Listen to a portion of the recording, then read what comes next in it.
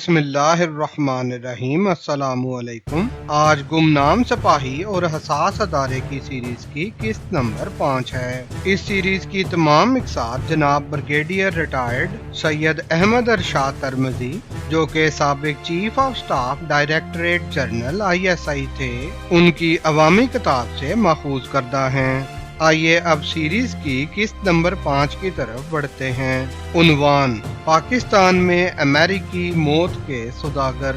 Brigadier صاحب فرماتے ہیں کہ امریکی سفارت خانے کا ایک سیکنڈ سیکرٹری جس کا نام بوب تھا اور وہ اسلام آباد کے ایک سیکٹر میں رہائش پذیر تھا۔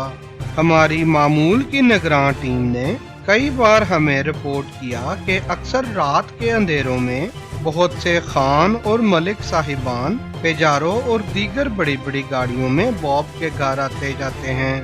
یہ اطلاع ہمارے لیے اس لیے اہم تھی کہ مسٹر بوب کا نام نہ تو ISI کے ساتھ افغانستان کے حوالے سے رابطہ افسران کی فہرست میں شامل تھا اور نہ ہی اس کا تعلق انسداد منشیات کے اسکواڈ سے تھا۔ بریگیڈیئر صاحب مزید فرماتے ہیں کہ اس کیس میں 2 عناصر خاصے اہم تھے، ایک افغانستان کی جنگ اور دوسرا عنصر منشیات کے پھیلاؤ کا تھا۔ افغانستان کی جنگ کے حوالے سے جب سے روسی فوجوں کے خلاف افغانستان میں مزاحمت کی جنگ شروع ہوئی تھی، امریکہ کی شدید خواہش تھی کہ وہ خود اس جنگ کا کنٹرول حاصل کر لے اور ISI کا کردار محض 12ویں کھلاڑی کا سا رہ جائے۔ امریکہ کو اس خواہش کی تکمیل سے باز رکھنے کے لیے ISI کو خصوصی منصوبہ بندی کرنا پڑی، کیونکہ ان کی اس خواہش کی تکمیل کا مطلب یہ تھا کہ امریکہ افغان جدوجہد کو ہائی جیک کر لے۔ دراصل امریکہ براہ راست اس جدوجہد کو کنٹرول کر کے افغانستان میں امریکہ کی حامی ایک ایسی حکومت کے قیام کا خواہاں تھا جو کہ سیکولر ہو۔ بوب کے کیس میں دوسرا عنصر جو منشیات کا تھا، اس کے حوالے سے بریگیڈیئر صاحب فرماتے ہیں کہ یہ بات اب کسی سے ڈھکی چھپی نہیں رہی کہ منشیات نے امریکہ کی خارجہ پالیسی میں بڑا اہم رول ادا کیا ہے۔ پاکستان میں بھی انہوں نے ہماری قدروں اور اخلاقیات کی تباہی کے لیے منشیات کے ہتھیار کو ماضی میں کامیابی سے استعمال کیا تھا۔ منشیات کے عالمی سوداگروں کو پکڑنے کے لیے یہ طریقہ کار وضع کیا گیا تھا کہ وہ اپنے منتخب شدہ کسی کیریئر کو منشیات کی تھوڑی سی مقدار دے کر ملک سے باہر بھیجیں گے تاکہ امریکہ اور یورپ میں ان کی مدد سے پورے گینگ کو پکڑا جا سکے۔ مگر انسداد منشیات کے یہ ذمہ دار افسران طے شدہ تھوڑی مقدار سے کہیں زیادہ منشیات ان کیریئرز کے ہاتھ باہر بھجواتے رہے تھے۔ افغانستان کی مقدس جنگ پر استعمال ہونے والا امریکی امداد کا بہت بڑا حصہ منشیات کی فروخت سے حاصل شدہ رقم پر مشتمل تھا۔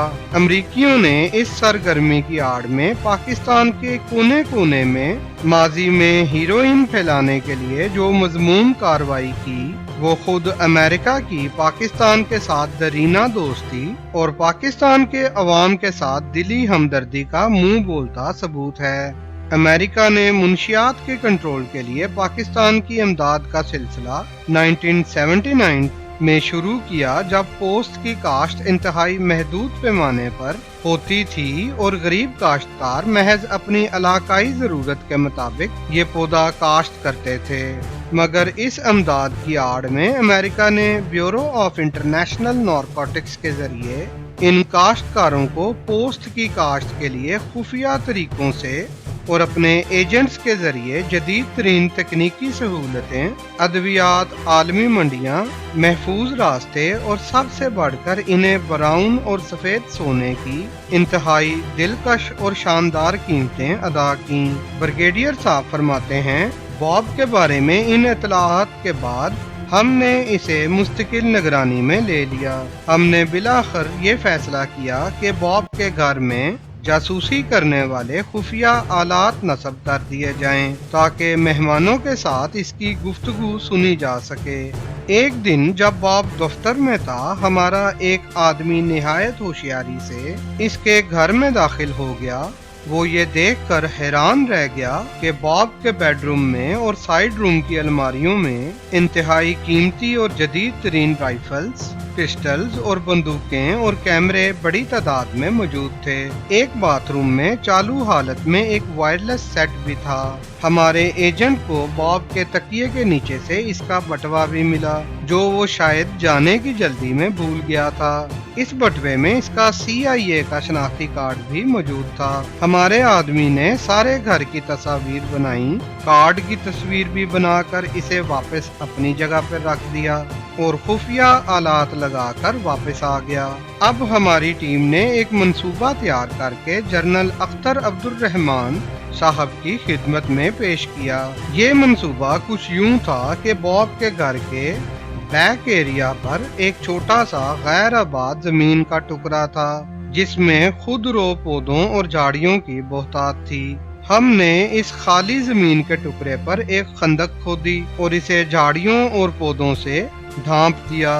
हमने मकामी पुलिस को ये इत्तला फराहम की कि हमने इस्लामाबाद की सड़कों पर रात की तारीकी में मशकूक लोगों को घूमते हुए देखा है। हमें शक है कि दहशतगर्दों का कोई गिरोह किसी बड़ी वारदात के मंसूबाबंदी कर रहा है। अब हमारे खुफिया एजेंट्स ने एक बार फिर खामोशी से बॉब के घर के दरवाजे खोले और घर के अंदर मौजूद सारा असलहा लाकर पहले से खोदी गई खंदक में जमा कर दिया। बॉब अपने मामूल के मुताबिक दफ्तर से निकला और घर की जानिब रवाना हुआ। हमने पुलिस को कार्रवाई करने का इशारा दे दिया। पुलिस पार्टी जब खंदक तक पहुंची तो इनकी गाड़ियों के शोर ने पूरे इलाके के लोगों को अपनी तरफ मुतवज्जो कर लिया। इसी असना में बॉब भी घर पहुंच गया और अपनी गाड़ी गैराज में खड़ी करने के बाद शोर सुनकर बाहर आ गया, ताकि ये मालूम कर सके कि इसके घर के अकब में क्या मामला दरपेश है। वहाँ का मंजर इसके वहमो गुमान में भी नहीं था। पुलिस इसके घर के पिछवाड़े से असलहा बरामद कर रही थी। ड्यूटी मैजिस्ट्रेट ने हथियारों की फहरिस्त भी बनाना शुरू कर दी थी। अपने हथियार और कैमरे देखकर बॉब का रंग फक हो गया और वो कुछ कहे बगैर खामोशी से घर के अंदर चला गया। इस मामले में अमेरिकी सफारत खाने का नाटका बंद करने के लिए यही काफी था। चुनाचे अगले 2 रोज में बॉब पाकिस्तान छोड़कर चला गया। ब्रिगेडियर साहब फरमाते हैं, हमारा अगला शिकार अमेरिकन इंटरनेशनल स्कूल इस्लामाबाद का एक उस्ताद रेगन ग्लेग था। वो ना सिर्फ हथियारों की तजारत करता था, बल्कि इसने घर में हथियारों की एक वर्कशॉप भी बना रखी थी। रेगन ग्लेग से निपटना हमारे लिए कुछ मुश्किल ना था, इसलिए कि वो सफारतकार नहीं था। हमने मामूली सी मंसूबाबंदी से इसे भी काबू कर लिया और वो भी पाकिस्तान की सरजमीन से अपना नापाक धंधा समेटकर वापस जाने पर मजबूर हो गया। ऐसी मजीद मालूमाती वीडियोस के हसूल के लिए वीडियो को लाइक करें, चैनल को सब्सक्राइब करें और बेल आइकन लाल घंटी के निशान को जरूर दबा दें।